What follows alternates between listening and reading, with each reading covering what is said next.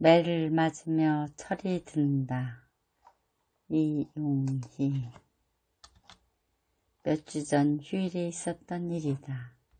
서울에 살고 있는 딸에게서 전화다. 불안한 목소리다. 가슴이 철렁 내려앉는다. 아이들이 자라고 내 품을 떠나고 나서부터는 아이들의 전화 목소리가 지옥과 천국을 오가게 한다. 아이들의 목소리가 한 옥타브 높거나 날아갈 것 같으면 마음이 편안해져 함께 콧노래라도 부르게 되지만 낮게 가라앉은 음성이거나 간혹 훌쩍이기라도 하는 날이면 가슴이 덜컥 내려앉는다.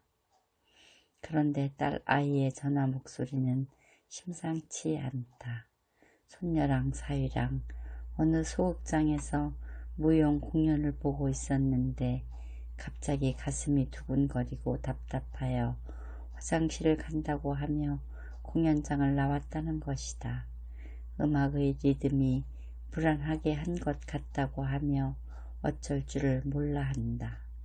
음악을 전공한 아이인데 그 정도의 리듬에 놀랄 것 같지는 않지만 나도 함께 가슴이 뛰기 시작한다. 아이를 진정시키려고 심호흡을 하라는 둥, 물을 마셔보라는 둥, 전화기를 잡고 안절부절 못하다가 끝내는 응급실로 가라고 하고는 통화를 끝냈다. 멀쩡하게 휴일 오후를 신문 전장을 펼쳐놓고 앉았던 남편을 불러댄다. 서울 가야겠어. 빨리 옷 갈아입어요. 서영이가 아프대. 대학병원 응급실로 가라고 했어. 속사포로 쏘아대는 내 말들은 두서도 없고 정리도 되지 않은 낱말들일 테지만 용케도 남편은 두 말이 없다.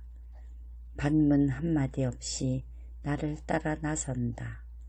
달려들어간 응급실은 내가 20살 갓 넘어 근무하던 대학병원이다. 병동도 같은 응급실이다.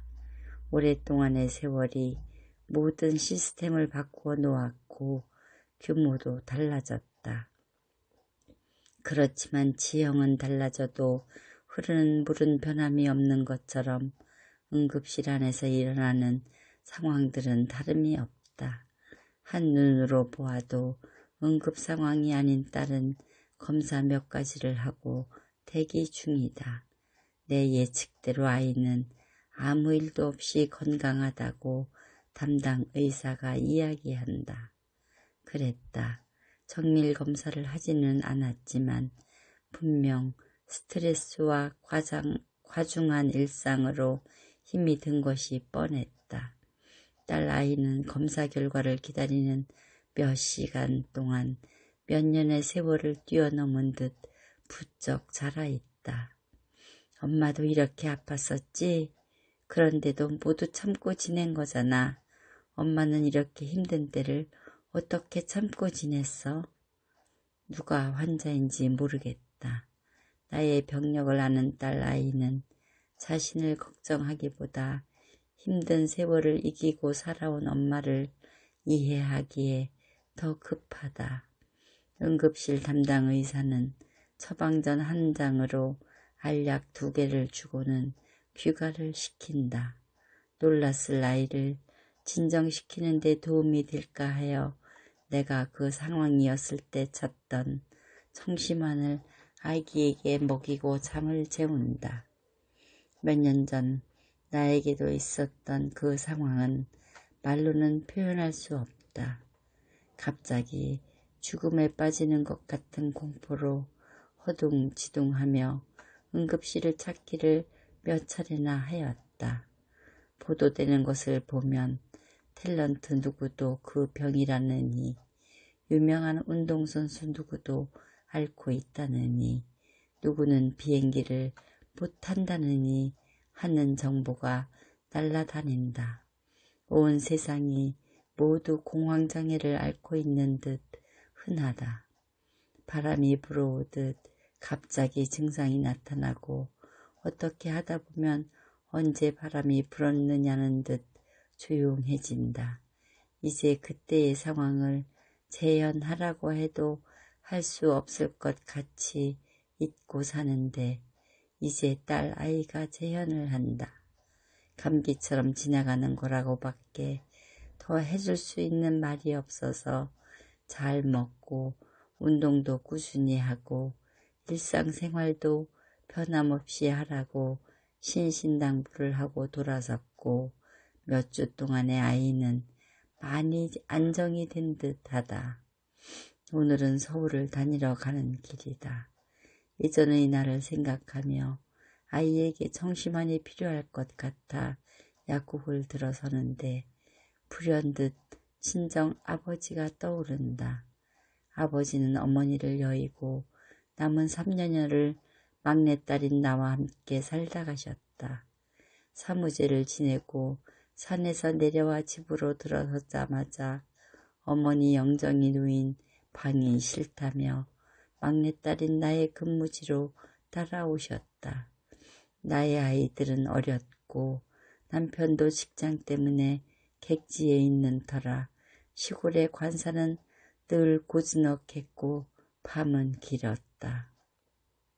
그런데 아버지가 함께 계시니 얼마나 마음이 놓이고 편안했는지 모른다. 그때 그렇게 편안하기만 한 나의 마음과는 달리 아버지의 가슴이 아프고 시린 것은 헤아리지 못했다.